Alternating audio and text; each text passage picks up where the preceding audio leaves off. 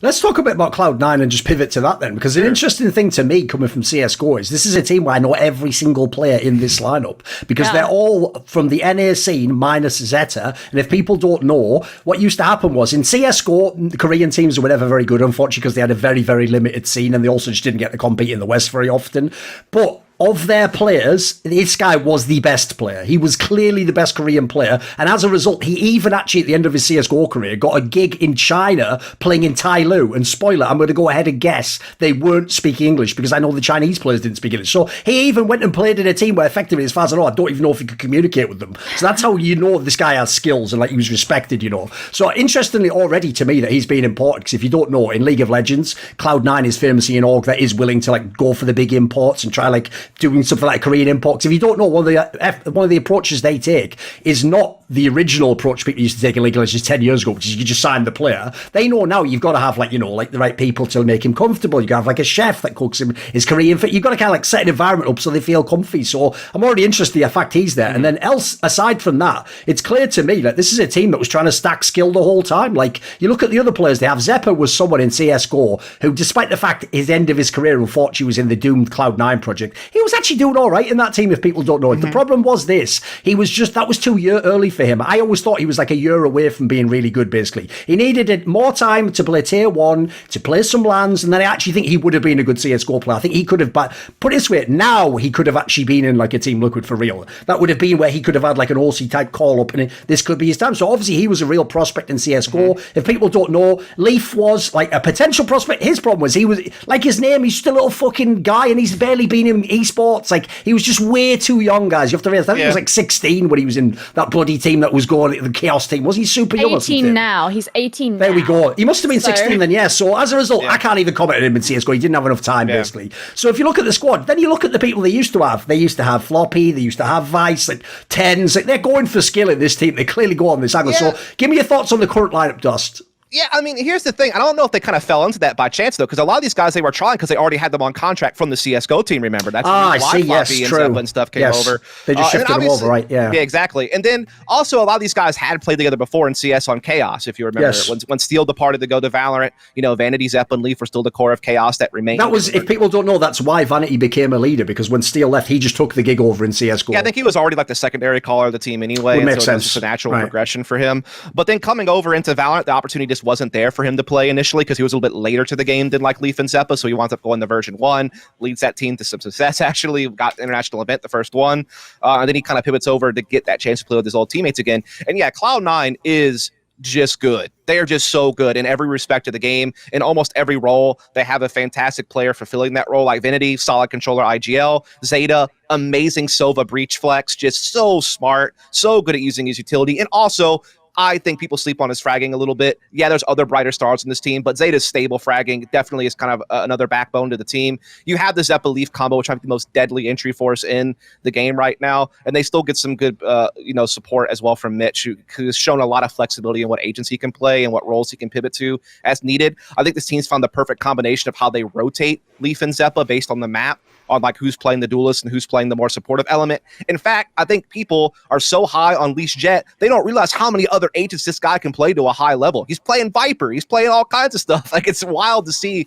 the diversity that Leaf can bring to the table. Their fragging is stable on everyone. And I think what Cloud9, what sets them apart for me is, yeah, they have all the strats. Yeah, they can be super explosive. That's one of their big strengths, is just how aggressive they can be and how efficient they can be with that aggression. But the one thing that Cloud9 does better than any team in NA is when shit goes down, when stuff starts getting really chaotic in the mid round, you're in that tight 3-on-3 situation, you know, things are all over the place. They are so good at making that like mid round audible on a snap, and they're so decisive with it. Like, if they're like, oh, this isn't working, bam, let's pivot to the other side, or no, let's commit here. Like, the way that they handle those mid round moments is just so pristine. They never look unsure. There really is another team that it's unbelievable how they do it. It must really just come down to how good their team play and communication is, and just the chemistry overall of the team, which has been indicated in interviews multiple times. They've wanted to be with Leaf and Zeppa because they love playing together, and they're always on the same page. And so most teams, when you get those mid-round chaotic moments, you there are times in this game where no matter how prepared you are, you must be able to do something on the fly. You must be able to make that snap-second decision that wins you the round. And Cloud9 are the best at that in North America, hands down. What do you think? I just think that, so I got really taken by Cloud9 during Champs. And yeah, basically everything that Dust just said kind of encompasses like why I really enjoyed them, because it felt like they always had a plan for something. It felt like the way that they combined what they had. Like, I mean, look, I am very, very vocal about the fact that Xeppaa is my favorite player just to watch. I think Xeppaa is incredible. Okay. And the way that I love that we talk about Xeppaa and Leaf as like this duo and how they play around each other as like who's playing the duelist, you know, stuff like that. But actually for me, like the two that I would always talk about in terms of how they kind of work together was Xeppaa and Zeta, because even though they are, you know, Zeppaa's playing this like flex role, so he's kind of like your secondary duelist, he's playing initiators a lot of the time, because Zeta is oftentimes playing that Sova, a lot of their utility usage has to really be like in conjunction with one another, especially if Xeppaa is also playing an initiator, right? Like you need those things to be, whether it's spread out across a map or used at different times, like really like coordinated, because, you know, things like drones, trailblazers, they do similar jobs, whatever. And I always felt like they had a really nice rhythm in how they use their utility to be able to have the most widespread support and information gathering for the rest of the team, and specifically for people like Leaf. And you've obviously also got to consider that Mitch, who's playing the Sentinel, he's going to be on a different part of the site, like whether he's anchoring or lurking, whatever side that you're on, that's also providing extra information. And it always feels like Cloud9, A, have an abundance of information to go by, but B, as Dust kind of alluded to, and this is the really nice thing about them, is that they'll always make a really decisive decision. Which is a dumb way of putting it, decisive decision. But we know what you mean. Yeah, we get it. Right. Decisive call or whatever, then yeah, sure. They're always going to be very decisive. And when I compare that to a team like, and maybe this is a bit unfair because I see, even though this team is qualified for playoffs, I sort of see them on the other end of the ladder. That is Knights. I think that one of the big problems that you see with a team like Knights is like, when they kind of don't have the information or they're unsure, they sort of stall and they're kind of, you know, whatever. And I think that's really easy to exploit. So I think Cloud9 really represent like the superior end of how to react in those kinds of situations. They never look lost. That's the biggest thing. Like, okay. I feel like they never have a situation where they can't handle the moment.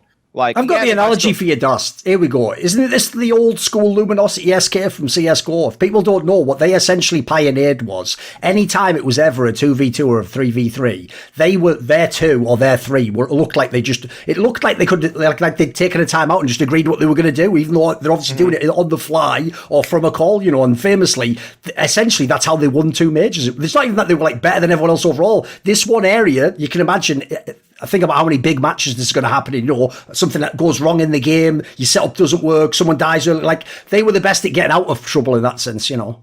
Yeah, think of like Cloud9 as LG if they weren't as default driven. You know, right. I feel like that LG team was like very defaulty and slower paced into those mid-round moments. Whereas I feel like with Vanity's team, they always have like an initial goal at the beginning of the round. And I feel like you kind of have to in this game because you're fighting for orb or you're fighting for early map control with like the whole force field mechanic of the game.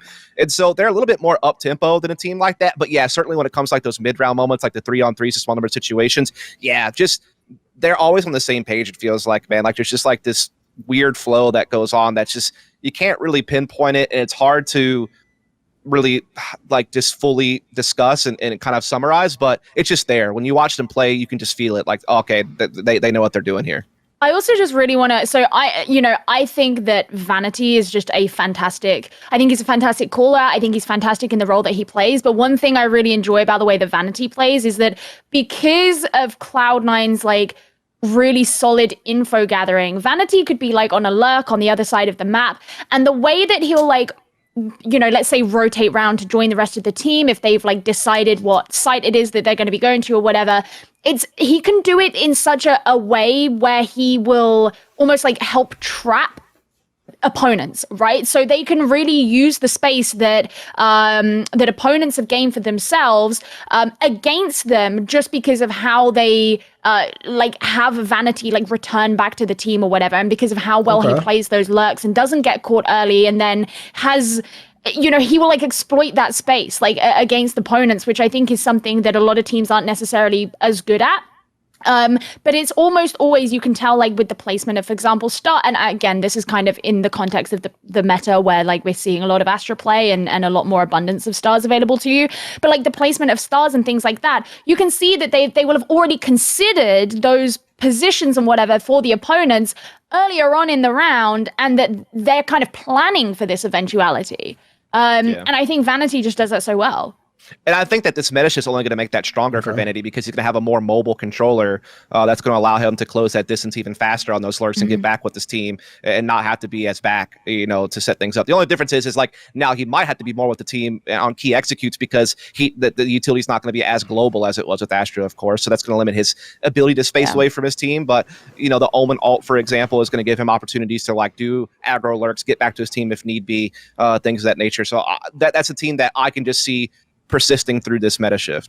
I think you characterize it well, though, that it does infer that basically his team is calming them correctly at the info of what's going on their part of the map, because there's another reason to tag into that thing I said before about the way the in-game leaders used to be set up. The other reason they tended to put themselves in the entry pack in the modern day is because then you're just seeing what's going on. You don't need as much info communicated to you. Because actually, that point you said earlier about like the premise that the Rainbow Six guy had of like, as the game went on, would an in-game leader speak less? I actually do. That's a principle I actually have thought about a lot in Counter-Strike particularly, which is that basically, in my opinion, what you're talking about there, I call that like a broken game situation where it's like a 2v2 or a 2-on-3 or a 3v3, but it's like whatever you were both doing at the beginning of the round is already like finished, or it broke, or it didn't work, you didn't get on the site, you didn't plant the spike, all that shit, right? Basically, in that scenario, obviously the point is you're in a unique situation that you've never been in exactly that situation on the map so you have to make a decision on the fly, right? Basically, and from what I've found is that actually the best teams don't need to comm very much there. It's like they already kind of know what everyone wants to do, they know what their teammate would want to do.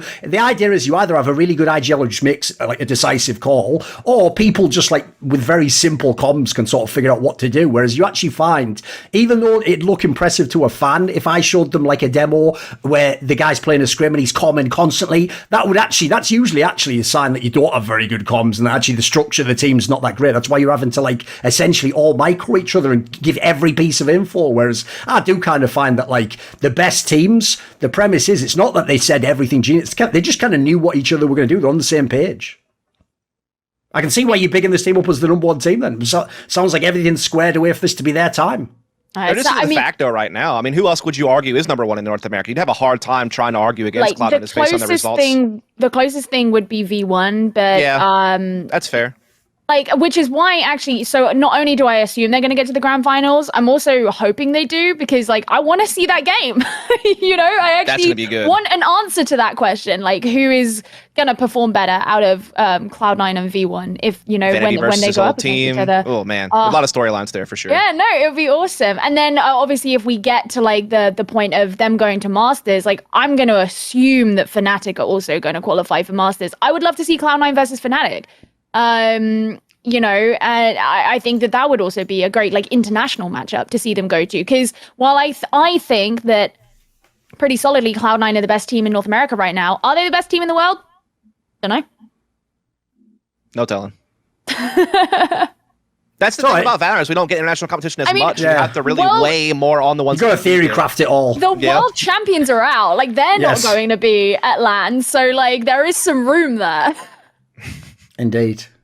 Want to see more cool, funny, interesting clips based on topics from my content? Well, subscribe to this channel then, or, be a pleb and don't.